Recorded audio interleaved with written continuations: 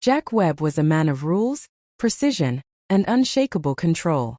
To most of the world, he was the stoic face behind Dragnet, the groundbreaking police drama that changed television forever. His iconic line, "Just the facts," became more than dialogue. It was a motto that defined his life. But behind the badge, the calm voice, and the polished exterior, Jack Webb was a man carrying grudges that stretched across decades of Hollywood's golden age. Born in Santa Monica in 1920, Jack Webb grew up in the thick of the Depression, raised by a single mother after his father abandoned the family. That early hardship built in him a kind of discipline that bordered on obsession. He wanted control over everything: his career, his work, even the people around him. When Dragnet hit television in 1951, Webb not only starred as Sergeant Joe Friday but also wrote, directed, and produced the series. He demanded realism in every frame: uniforms pressed perfectly, dialogue delivered flatly, and scenes shot with military precision. To his colleagues, he was a genius, but also a tyrant. Those who worked closely with Webb said that he carried himself like a man on a mission, one who expected absolute loyalty. He despised improvisation, hated ego-driven actors, and had zero patience for anyone who didn't respect the craft. Over the years, this strict code of conduct won him respect, but also enemies. As he grew older, and especially in his final years, Webb became more reflective. In private conversations and rare interviews, he opened up about the people who had disappointed, betrayed, or outright disrespected him during his long career. According to close friends, Webb had once said, "You don't forget the ones who made your work harder, not when you gave your life to it." And before his death in 1982, he revealed the names of 5 actors he said he could never forgive. Let's begin with the first, a man Webb had once called a friend. 1. Ben Alexander. Fans remember Ben Alexander as Officer Frank Smith, Joe Friday's loyal partner on Dragnet. The chemistry between Webb and Alexander on screen was undeniable, and their partnership helped make the show one of the most iconic in American television history. But behind the scenes, things were far more complicated. During the early seasons, Webb and Alexander worked side by side, spending long hours crafting scripts, rehearsing dialogue, and refining every episode's structure. However, as the series gained success, Alexander began receiving offers from other networks, offers that Webb viewed as betrayal. When Alexander eventually left Dragnet to star in Felony Squad, Webb was furious. To Webb, loyalty was everything, and Alexander's departure felt like abandonment. Though the two would cross paths occasionally, their friendship never recovered. Webb reportedly once told a producer, "Ben forgot who gave him his start." It was a wound that never healed, and Webb carried that resentment for the rest of his life. 2. Harry Morgan. When Dragnet was revived in the late 1960s, Harry Morgan joined as Officer Bill Gannon, Joe Friday's new partner.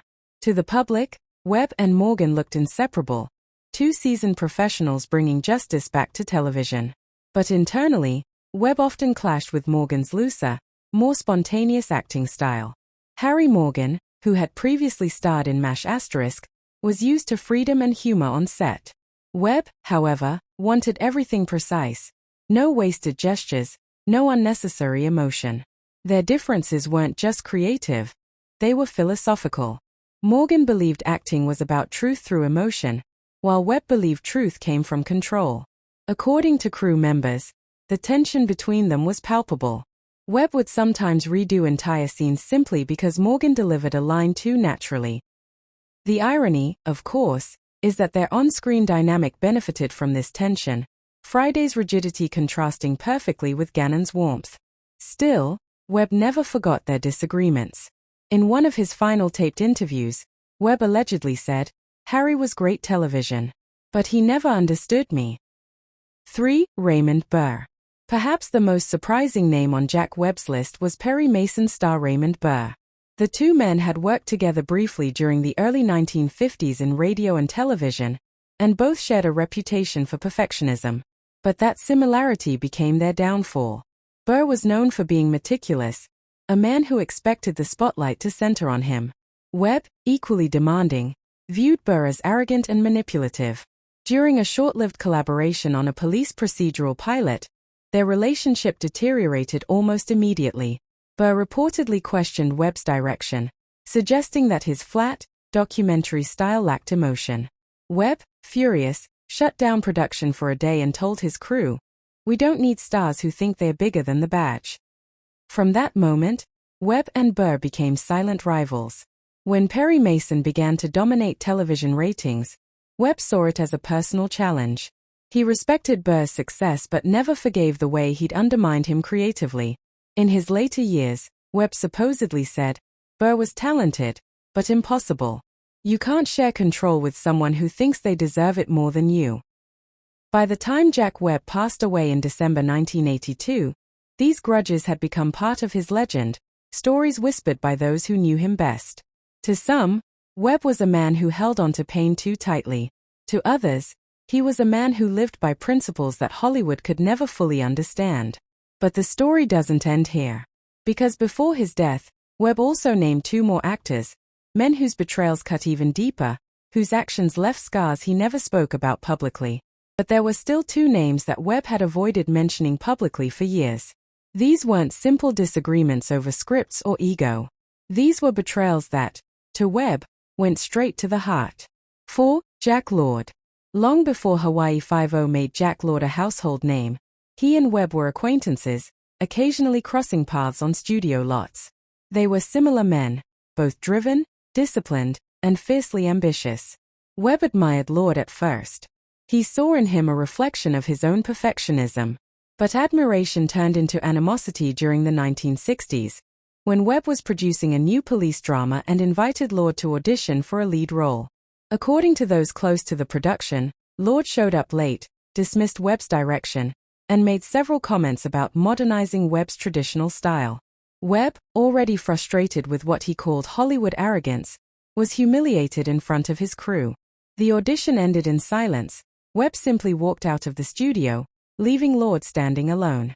Later, when Hawaii Five-0 became a massive success, Webb reportedly felt betrayed. In his mind, Lord had taken everything he'd built, the tone, the realism, the police focus, and turned it into his own empire. "He copied my playbook," Webb once told a confidant, but left out the soul. Though the 2 men never spoke again, Webb's disdain lingered for decades. 5. Martin Milner.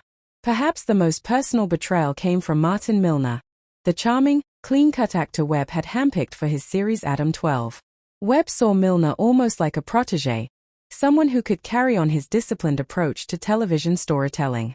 For years, their partnership seemed ideal.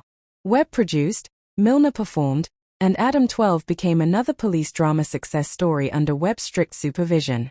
But success brought friction. Milner began requesting script changes, pushing for more emotional depth and creative freedom. Webb saw that as a challenge to his authority.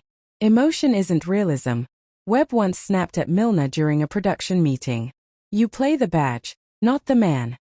Their arguments became legendary on the set. Crew members recalled long silences, entire scenes reshot because Webb didn't like Milner's tone or body language. Eventually, Milner distanced himself from Webb completely. After Adam 12 ended, Milner took on lighter, more personal roles, the kind Webb would have hated. When asked years later if he still spoke to Jack Webb, Milner reportedly said, "No, Jack didn't really have friends. He had soldiers." Those words cut deep. To Webb, loyalty was everything, and that comment, whether meant cruelly or not, stung in a way few things could.